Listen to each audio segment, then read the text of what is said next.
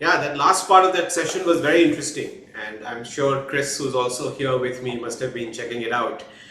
But I'm really excited to introduce one of the leading thinkers in the space of learning and the art and science of learning, which is the track that this masterclass is part of. And before we get started, I'd like to remind you that time permitting, we will have time for questions. So feel free to put in your questions in the channel, and we may also have a reflection wall like we just had for the earlier session. It is my great pleasure to introduce Professor Chris Dede. Professor Dede is a professor in learning technologies at Harvard University's Graduate School of Education. His fundamental interest lies in developing new types of educational systems to address 21st century opportunities and challenges. He is highly regarded in the field of mobile learning, and his book, The 60-Year Curriculum, which is how we've titled this session and this masterclass, is an absolute must-read for anyone interested in the field of education.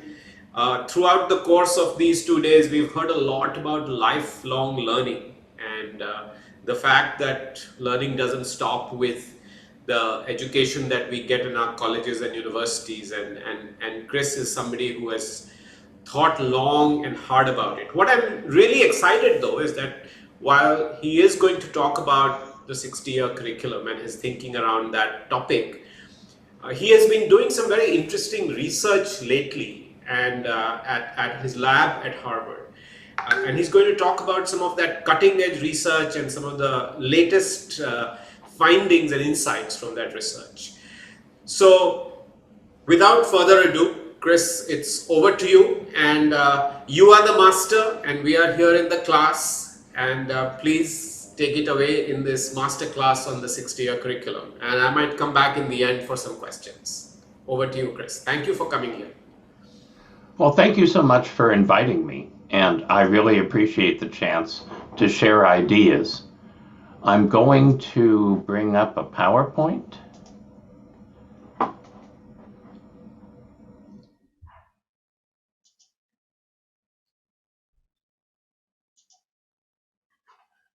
And hopefully you can see that.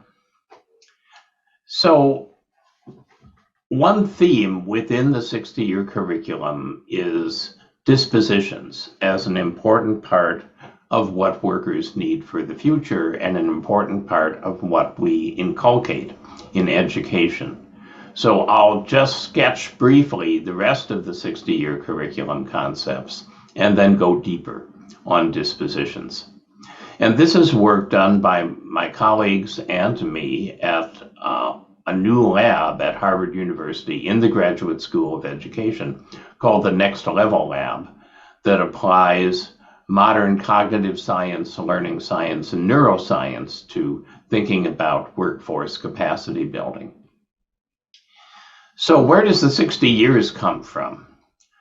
Well, children today in school will typically live to their 90s or beyond, even with the pandemic.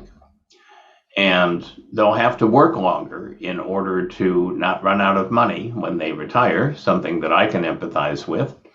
And so it's about 6 decades from mid-adolescence when kids start to think seriously about careers until the mid-70s when you start to think about transitioning to another stage of life. And that's a span of lifelong learning greater than we've seen historically. At the same time, another thing is quite different than history, and that is the level of disruption that's taking place in society. And the book was written before the pandemic, so this is not 2020 hindsight about disruption. We know that there's enormous climate change taking place. We know the world is not going to reach the UN sustainability goals. Artificial intelligence is leading to shifts in the division of labor, so the nature of work is changing. something that I think about a lot, but I won't have time to talk about today. And also, there's just an incredible set of breakthroughs that are happening in many different technologies. And those breakthroughs are being implemented faster than at any prior point in history because we have literally billions of people with mobile devices that have a lot of processing power, even if they're relatively low end in terms of cell phones and social media. So things are moving very, very quickly, for better or for worse. And as a result, I was saying to Pramath in the green room that I feel a little like a dinosaur who wakes up and looks around and says, wait a minute, this didn't look like yesterday.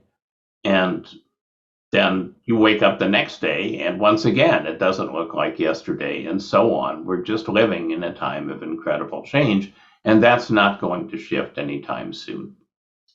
So the concept that the book describes is that we need to change our concept of lifelong learning from episodic and intermittent, where you go get some learning if you happen to change jobs or upskill in your current job, or maybe even shift careers, but then you go back to not learning until another disruption occurs, to instead a different model of lifelong learning that says that lifelong learning has to be continuous, and we need support systems that can provide this kind of continuous lifelong learning.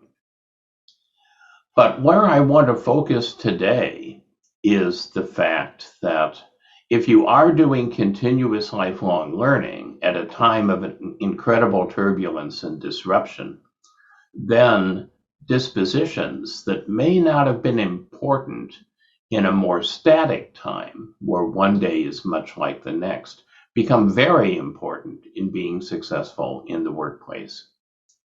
So, what are dispositions? Well, right now, when we do capacity building for the workforce, we focused almost exclusively on abilities. We focus on knowledge, we focus on skills, and usually dispositions are not part of workforce training, except in specialized circumstances. So, for example, military personnel often get training on dispositions. And the point about a disposition is that you may have an ability, but are you capable of using the ability appropriately? I know that as I look at colleagues and other people during the pandemic, that I see interesting comparisons to people who I would have classified as having relatively equal knowledge and skills, but one is paralyzed by the pandemic, and the other is empowered by the pandemic because it disrupts the command and control structure that they were living in, and now they have the opportunity to do all sorts of innovations that were not possible before. I and others started an initiative called Silver Lining for Learning that you might want to take a look at, that shows all the kinds of innovation that are taking place because of the disruption of the pandemic. So to be effective when things are changing rapidly, workers need abilities and skills, but they also need the disposition to manifest the skill, even when they're in a turbulent and uncertain situation. Now, if you want a concrete example of a disposition that shows both its intellectual side and its emotional side, sometimes you meet somebody and you say to yourself, well, that's a selfish person. I've watched them for a while and they seem quite selfish. Most of the time, when they're in a situation where they could help somebody else out, they only do so if they can benefit themselves. So they have the knowledge and skills to help other people, but they're very selective about how they use those. And the cognitive side of selfishness is being self-centered, and the affective side is sort of a kind of self-worship or narcissism. Now, selfishness isn't a disposition that we would think about in terms of the workforce, but certainly something like resilience is very important, especially today with all the kinds of disruptions and uncertainty taking place, because we all know that we face every day challenges we didn't expect, and sometimes they don't go well when we try to address them, and we have to be able to put that behind us and bounce back from uncertainty. And people who study resilience identify different kinds of characteristics that are not knowledge and skills. They're more, character traits. So being optimistic characterizes resilient people because they have to be able to bounce back. Feeling committed is important for those people because they have to have a reason for wanting to be resilient. And we know that if you're isolated, it's much more difficult to maintain resilience than if you're part of a strong social support system that helps you when you're facing a lot of adversity. So what does resilience look and sound like in a workforce setting? I'm not going to read this to you, but just take a minute and look at this material. This is not the person's real name, but this is a real case of someone who exhibited considerable resilience in the pandemic. And that person is applying knowledge and skills that colleagues may have had, but has dispositions that enable that application in a way that really benefits from the turbulence of the pandemic rather than being undercut by the turbulence of the pandemic. So how are dispositions different than abilities? Abilities are what you can do. Dispositions are what you tend to do. And we all know that those two things can be different, and that some people often don't do things that they're capable of doing. Now, dispositions are tendencies. They don't predict what's going to happen in every situation, but rather what usually happens. So, for example, if you wanted to draw a conclusion about whether or not somebody was selfish, you would have to watch them for a while. Because it isn't that they're relentlessly selfish. It's more that most of the time they're not going to do something unless there's a benefit for them, but once in a while they will. And that's characteristic of the disposition of selfishness. So it's more complicated to assess whether somebody has a disposition than it is to assess whether they have an ability, because you have to watch their behaviors for some time, which may be intermittent with a disposition.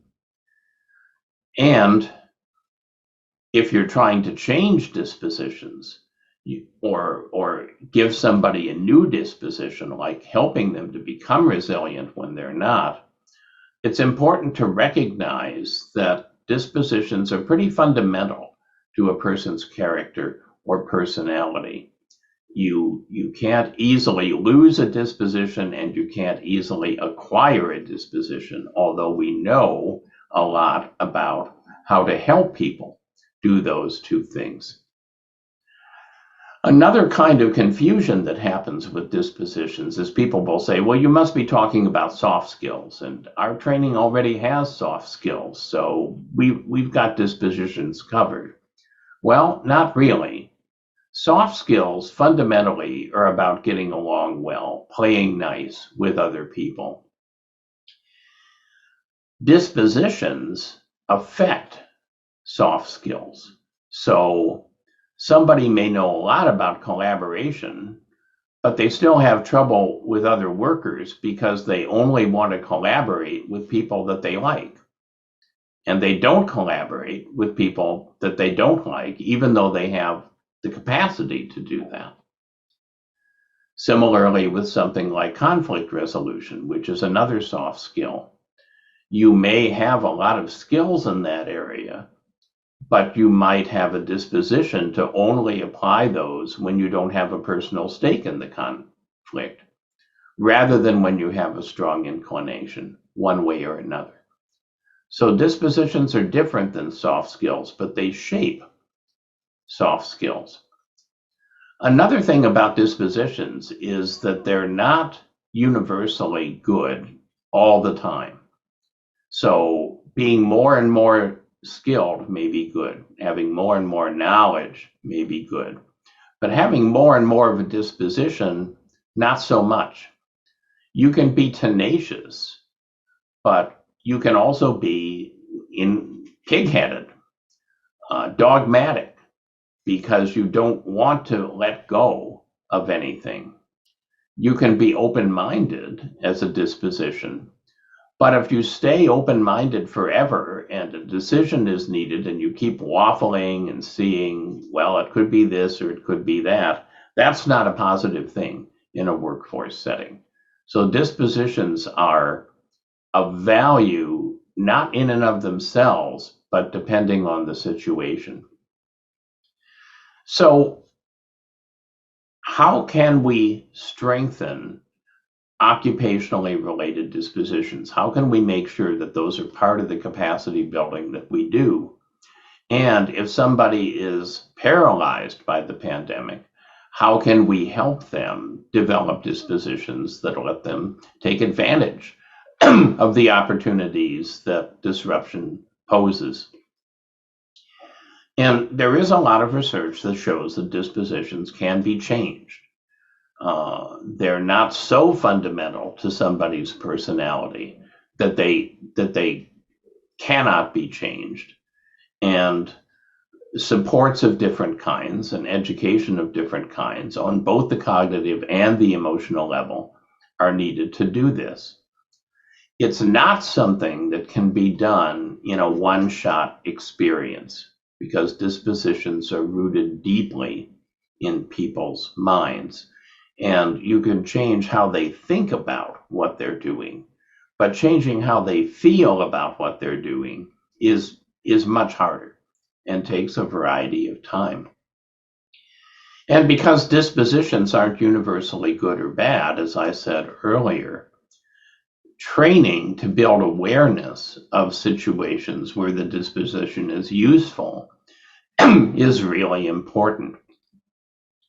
So, for example, in first responders to crises, you want to be resilient, but you also want to recognize when a situation is just impossible and you need to get out of there before something really bad happens to you. Dispositions also are most valuable when they're spontaneous.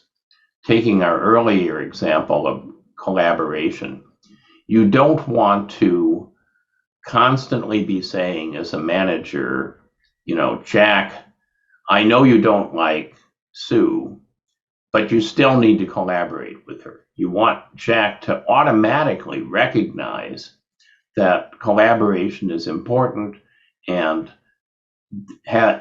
he has a disposition to that whether or not he likes the person.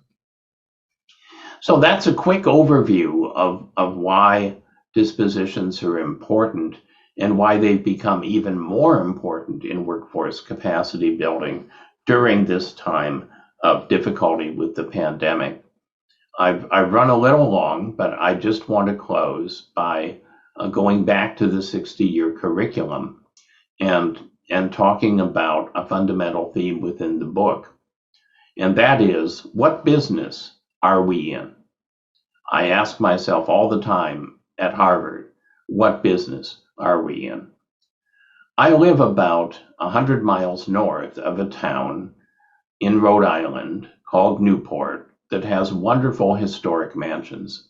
The mansions were built about a century ago by people who made their fortunes largely in the railroad industry. And within 20 years of the time they were built, the mansions were disordered and the fortunes had collapsed. And fortunately, many of the mansions were saved as museums. Why did the fortunes collapse so quickly? Because they didn't understand what business they were in. They thought they were in the railroad business, but they were actually in the transportation business. And so the automobile and the airplane hammered their business. The 60-year curriculum argues that we are no longer in the education business. We're not in the course business or the degree business or the training certificate business. We're not in the campus business or the classroom business. We're in the lifelong learning business. And that is a really different business that requires really different thinking and different dispositions than the classic business. So Pramath, I'm going to turn it back to you and open it up for questions, but I wanted to just pose some of the kinds of things that you might want to talk about or ask about, thinking about your own dispositions and what dispositions you use, and then thinking about your employees or colleagues and what kinds of dispositions you're seeing now and what kinds of dispositions you might want to strengthen. So I hope that's been interesting. Fascinating. My mind is in a tizzy with yeah, and I have lots of questions, but I think the first big thing that Chris you've nicely teased apart is this distinction between skills and disposition. I think even we at Harappa are a little bit guilty of being glib about this, right? That you conflate the two, and when people say and people do ask about resilience all the time. They say, can you train our people on resilience? We say, yeah, we have a course on it, and here's the content. But you're saying that there's more to it. There is how you can be resilient, but it's also when and how you apply it and how consistently you use it. And there too, you've teased that out into being sensitive to the context, being able to recognize when to use it, but not just that, there's also a willingness. And I think all of that is very fascinating, and I think it'll take me some time and others also some time to absorb this, but it's very powerful. Sometimes I use, people who work with me will know this, that I often use the expression, the so-and-so is their own worst enemy. And I was thinking about that when you were talking. And when I say that, implicitly what I'm saying is, hey, this person is capable of doing this, but they are not doing it. Why are they not doing it? They are their own worst enemy. They are second guessing themselves, or they are putting the blame on somebody else, or they're just not willing to do it when they have the capability to do it. And you put it so beautifully that this is really about their disposition towards that skill. It is, and the tendency, if somebody, for example, is not getting along well with colleagues, is to send them back for more skills training. But they have the skills. That's not the problem. And so the more skills training isn't going to accomplish what you want it to.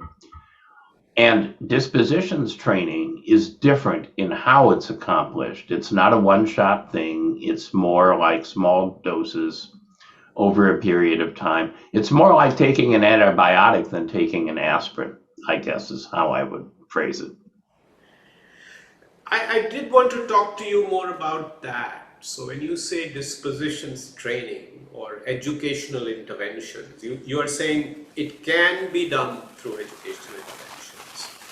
And I was trying to picture this whole idea that you had of experiences, and they kind of adding up over time, and I think you use the word spontaneity, that you learn from the spontaneous experience or application of that skill. How would we go about teaching or learning, depending on how you look at it? Any thoughts on that? Well, there's a cognitive component, there's an affective component, and there's a performance component. So the easiest is the cognitive component. You can help somebody understand that they're giving up too easily and that they're capable of accomplishing more than they think they are. Mm-hmm. Or that even though they're not being told what to do, they can figure out what to do and maybe do something better than what they might have been told to do. Mm-hmm. But affectively, we talk about people having a growth mindset, for example. Yes. Or we talk about people having self-efficacy. Those are affective, dimensions that relate to dispositions. You have to believe, yeah, I'm selfish, and there's something I can do about it. I'm self-centered. That's just the way I am. No, you can do something about it. At least in terms of how you act, you might feel the same way, but in terms of how you act, you can do something about it. And then there's performance, and the military and first responders have a lot of performance training where you try to act in a certain way in a challenging situation, then you get feedback on it.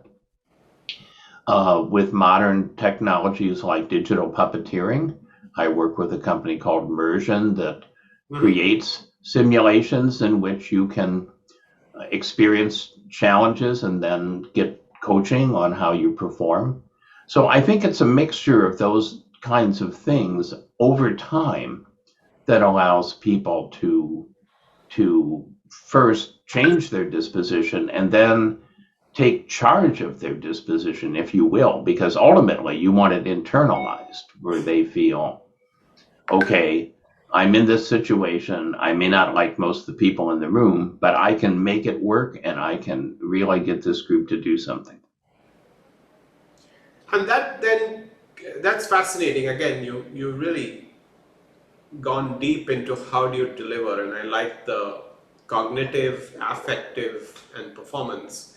That almost has that has tremendous implications for methods and tools and pedagogy. Because our tendency, given our traditional ways, is to focus on the cognitive, and doing the affective and performance is that much more difficult. It is that much more difficult. And it also, I think, creates interesting demands on the instructor. So if I'm learning knowledge from somebody, I want them to exhibit that they know those things. If I'm learning a skill from somebody, I want them to be able to model that they know that skill, so I have confidence in them. If I'm learning a disposition from somebody, they have to have that disposition themselves. Yes. And, the practice what you preach is an aphorism that talks about the fact that many people can preach a disposition that they don't themselves exhibit. So it's perhaps more threatening to say, well, I'm going to teach resilience, because you'd better be resilient yourself and have gone through those struggles if you want to be credible in doing it. You really have to walk the talk. Exactly. I have so many questions, but I hope you're going to write another book about this, Chris, and I'm certainly going to tune in to your podcasts and your webinars to learn more. But I just want to give people a chance to ask you some questions directly, and there's a bunch of them. But I think this one is a straightforward one, I think, which is from Veena saying, aren't dispositions a function of inherent motivation or lack of it? Dispositions are certainly related to motivation. I teach a course every spring on motivation and learning. And dispositions are certainly interwoven into that. But somebody can feel motivated, but paralyzed at the same time. They don't know how to translate the motivation into action. And so helping them understand that they can recognize a situation in which they're not only motivated, but they have the capabilities they need to act is an important part of relating motivation and dispositions. And two related questions, one from Atul Srivastav. Dr. Atul Srivastav is saying, is disposition not the same as attitude? And Pawan Gandhok, who's saying, are there contexts in which dispositions are more or less important than skills? So again, attitudes are perspectives. Dispositions reflect how you behave. So somebody might have an attitude that says, I really care a lot about other people. But if you look at how they behave, they're actually quite selfish. Attitude is a part of dispositions, but dispositions contain something that's beyond that. Remind me of the second question. The second question actually just went off, but I think the question was, in certain contexts, are skills more or less important, and is dispositions more or less important? Can you classify context that way? Yes, definitely. And I think that one of the reasons that we haven't thought more about dispositions and that education has sort of narrowed to knowledge and skills is that we've been living in a relatively stable period. So between 1910 and 1960 was an incredibly turbulent time. And then things, I know that it doesn't seem as if they're stable because that's always a relative judgment. But certainly people now have the feeling that they're living through much more turbulence and disruption than they might have 10 years ago or 20 years ago, depending on their own life circumstances. And when things are turbulent and disrupted, dispositions become really important. When things are stable, then dispositions, especially dispositions like resilience and tenacity and innovation, become less important. So yeah, and we are living through a time where it's all about dispositions, right? Given what we are going through as a district. A lot of people are asking Chris questions like, how do you go about identifying whether people have certain dispositions or not? And how does an organization kind of build a culture of a certain disposition in their employees? Well, that is challenging because it's not like you can take a dispositions inventory.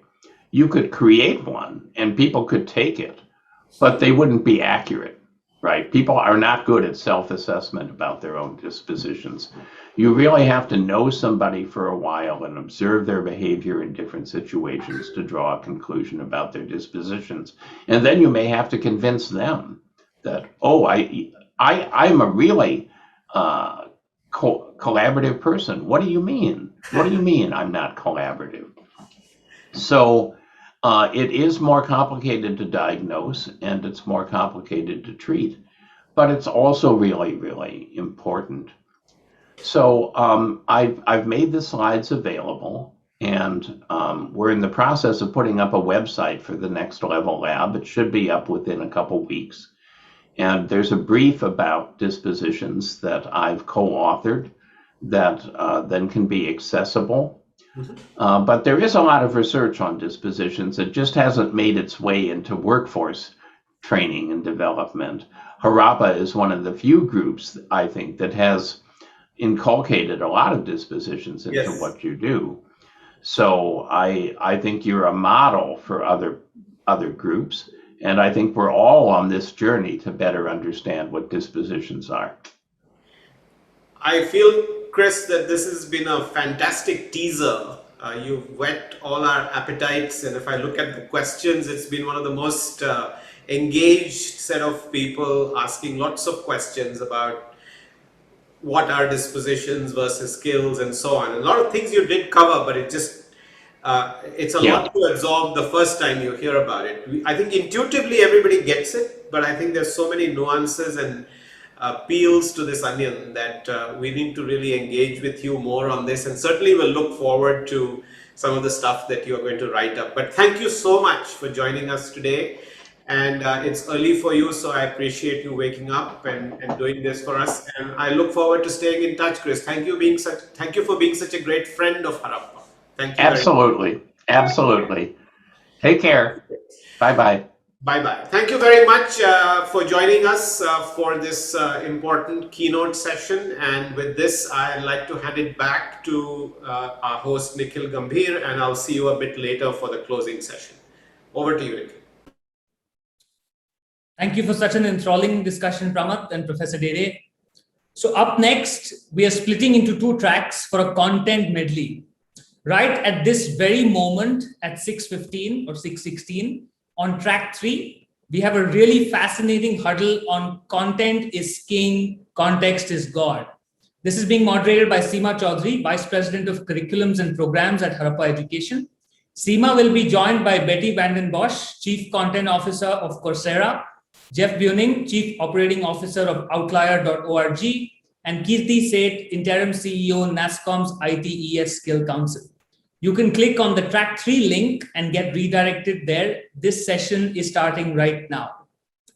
On track 1, which is this very link, we will be taking a 15-minute break and we'll be back here by 6:30 for a colloquy on secret superpower, habits, and behaviors.